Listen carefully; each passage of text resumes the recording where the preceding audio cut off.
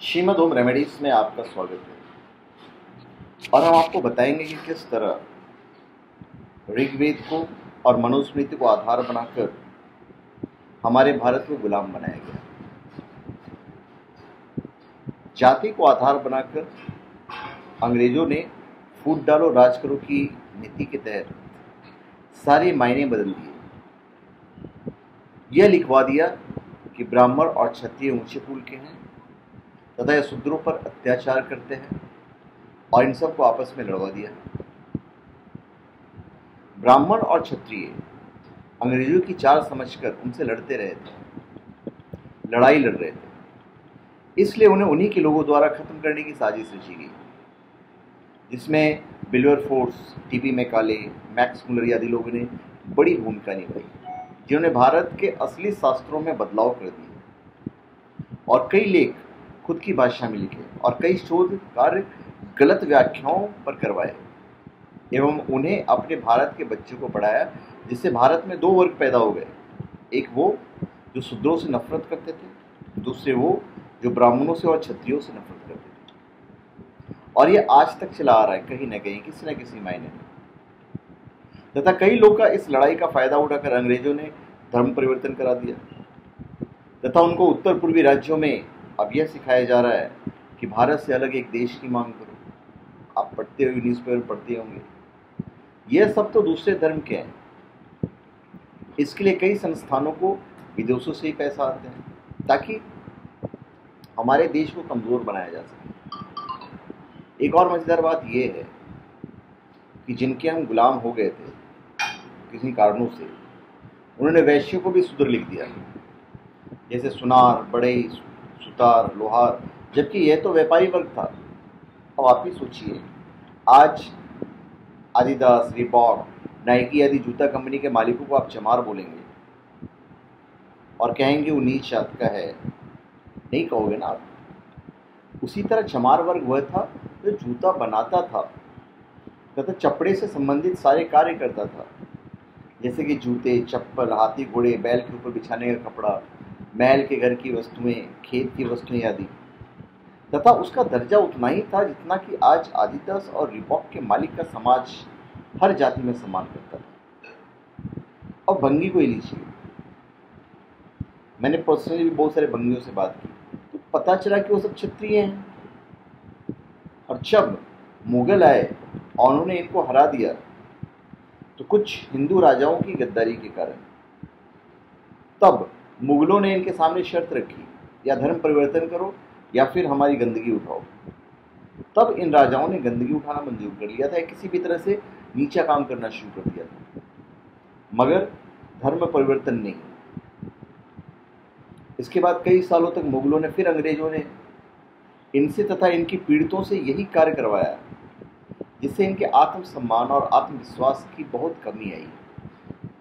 और बाद में अंग्रेजों ने अपना पल्ला झाड़ने के लिए इल्ज़ाम फिर ब्राह्मण और क्षत्रियों और वैश्यों पर लगा दिया कि इनके कारण इनकी बुरी हालत है।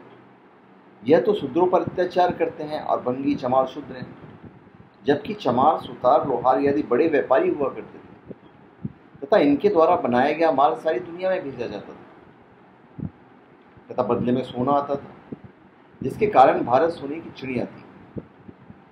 इनके इसी व्यापार को अंग्रेजों ने नष्ट किया और ईस्ट इंडिया कंपनी खोलकर इन्होंने एक कंपनी के बाद कई कंपनियां भारत में खोली तथा भारत के सभी व्यापारियों के धंधे समाप्त करते गए या उन्हें मरवाते गए तथा आज़ादी आते आते यह हालत हो गई कि सभी व्यापारी सड़क पर आ गए तथा मुश्किलों से गुजारा करने लगे। अब जब अंग्रेजों के जाने की बारी आई तो उन्हें डर लगा कि कहीं ये हमसे ज्यादती का बदला न ले, तो फिर कई किताबों में उल्टा सीधा लिखकर इन सबको शूद्र बना दिया तथा जो उस समाज में अमीर या थोड़े संपन्न थे उन्हें ऊंची जाति का बना दिया और लिख दिया कि ऊंची जाति के लोग नीची जाति पर अत्याचार करते हुए आए हैं। और जिन्हें नीची जाति का बनाया उनके बच्चों को भी इंग्लैंड में बुलाकर पढ़ाया, शोध करवाया। इन चीज़ों पर कैसे तुम्हें दबाया गया यह लिखो। सब तैयार किए गए आंकड़ों से उनको भ्रमित किया तथा भारत बेचकर दोनों तरफ की सोच के लोगों को एक बड़ा नेता बनवा दिया, पैसे भेजकर, जिससे वे लड़ते रहे और आज भी हम लड़ रहे हैं। यही ब्राह्मणों और राजाओं के बच्चों को सिखाया कि यह शूद्र है, यह तुम्हारा राज्य हड़पना चाहते हैं, तुम उन्हें खत्म करना है, इन्हें दबा कर रखो वरना तुम्हें खत्म कर देंगे। तो जो अंग्रेजों के मैकाले की शिक्षा पढ़कर आए वो सचमुच इन जातियों पर अत्याचार करने लगे तथा इन्हीं कुछ लोगों के द्वारा किए गए अत्याचारों को बढ़ा चढ़ाकर पेश किया जाता रहा तथा आज भी इन्हीं पर शोध होते हैं, पेपर लिखे जाते हैं। भले ही कितने विवेकानंद, दयानंद, शंकराचार्य, गांधी आदि ने जाति प्रथा की कुरीतियों के खिलाफ लड़ाई लड़ी हो, पर ये बात अंग्रेज नहीं चाहते थे। वो चाहते थे सिर्फ नफरत फैलाना, जिससे हमारा देश, हमारा भारत टूटे और कमजोर हो, जिससे उन्हें वापस आने का मौका मिल सके।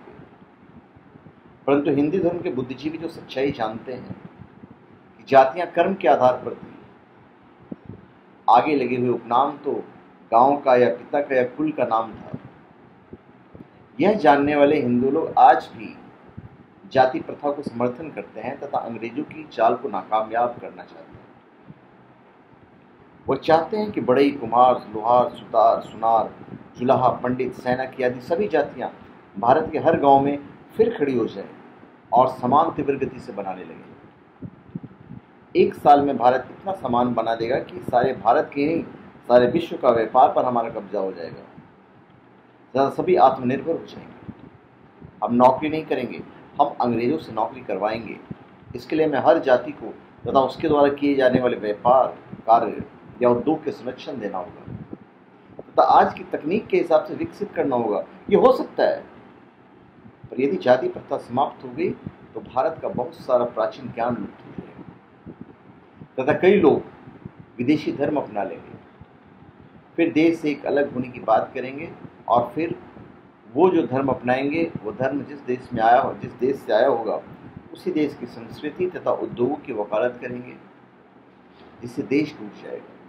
देश बचाना है तो जाति बचानी होगी, इसलिए हिंदू समाज का समर्थन करता है। हमारा ये मानना है कि वर्ण और जातियां रहनी चाहिए, बस अन्याय और शोषण नहीं होना चाहिए तथा जातियों और वर्णों की हर व्यक्ति को हर काम करने तथा चुनने की आज़ादी होनी चाहिए एवं दूसरी जाति में विवाह की आज़ादी भी होनी चाहिए, जिसे वेदों में गंधर्व विवाह कहा गया है तथा कोई किसी को छोटा या बड़ा ना माने, सभी बराबर हों तथा मिलकर देश और समाज के हित में कार्य करें। धन्यवाद। आप हमारे चैनल पर सब्सक्राइब करें और अपने कमेंट दीजिए। धन्यवाद।